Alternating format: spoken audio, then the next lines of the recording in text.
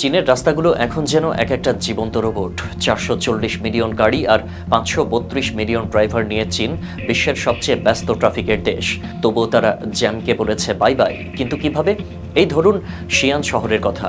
এই প্রাচীন শহরের সংকীর্ণ রাস্তায় একসময় গাড়ি চলত কচ্ছপের গতিতে, কিন্তু এখন হিকভিশনের এআই ক্যামেরা আর স্মার্ট সেন্সর রাস্তার প্রতিটি গাড়ির গতিবিধি নজরে রাখছে।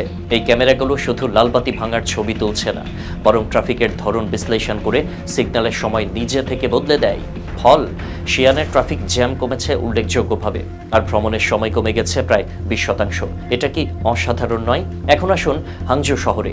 এখানে এনজয়র নামে একটি কোম্পানি মেশিন লার্নিং দিয়ে ট্রাফিকের ভবিষ্যৎবাণী করছে। হ্যাঁ, ঠিক শুনছেন।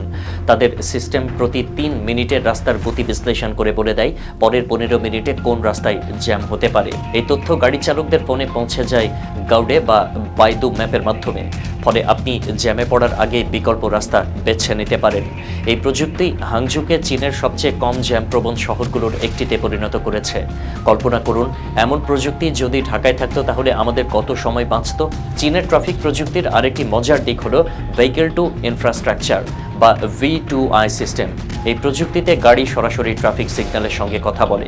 ধরুন আপনি একটি সিগন্যালের কাছে যাচ্ছেন, আপনার গাড়ি সিগন্যালকে বলে দেবে আপনি কত দ্রুত আসছেন, আর সিগন্যাল সেই হিসেবে সবুজ আলো জ্বালিয়ে দেবে।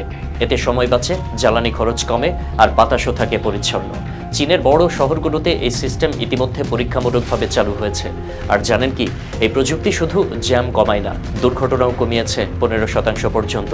চীনে এখন লাইসেন্স চালু হয়েছে। ২০২৪ সালের জুলাই থেকে বেইজিং, তিয়ানজিনের মতো ৬০টি শহরের ড্রাইভাররা তাদের ফোনে ডিজিটাল লাইসেন্স বহন করতে পারছেন। এই লাইসেন্স শুধু কাগজের ঝামেলা কমায়নি, বরং ট্রাফিক পুলিশের সঙ্গে কাজকর্মকে দ্রুত করেছে। শুধু তাই নয়, গাড়ির পরিদর্শন স্টিকারও এখন ডিজিটাল। এই সব কিছুই চীনের ইন্টারনেট প্লাস ট্রাফিক ম্যানেজমেন্ট প্রকল্পের অংশ, যা জনগণের ৩০০ কোটি ইউয়ান খরচ বাঁচিয়েছে। আর হারবিনে সেখানে স্মার্ট ক্যামেরা ট্যাক্সি স্ট্যান্ডে অবৈধ পার্কিং ধরে ফেলে, ফলে বাস স্টপগুলো সব সময় পরিষ্কার থাকে। এই প্রযুক্তিগুলো শুধু রাস্তা পরিচালনা করে না, শহরের জীবনযাত্রাকেও আরামদায়ক করে। এবার একটু সতর্কতার কথা। এই প্রযুক্তি অবশ্যই দারুণ, তবে এরও কিছু ঝুঁকি আছে। যেমন এআই ক্যামেরাগুলো সবসময় সঠিকভাবে কাজ নাও করতে পারে। কুয়াশা বা বৃষ্টির দিনে সেন্সরগুলো মাঝে মাঝে ভুল তথ্য দিতে পারে।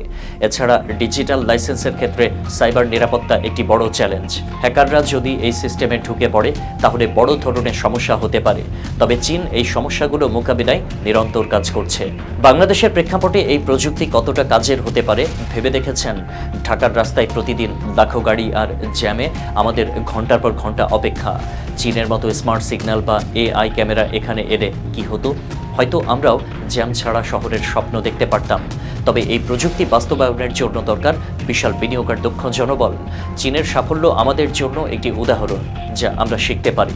তো আপনার কি মনে হয়, চীনের এই ট্রাফিক ম্যানেজমেন্ট প্রযুক্তি কি সত্যিই ভবিষ্যতের পথ দেখাচ্ছে, নাকি এটা শুধুই একটি ডিজিটাল স্বপ্ন? এই গল্প শেয়ার করুন আর বলুন বাংলাদেশে এমন প্রযুক্তি দেখতে চান কিনা।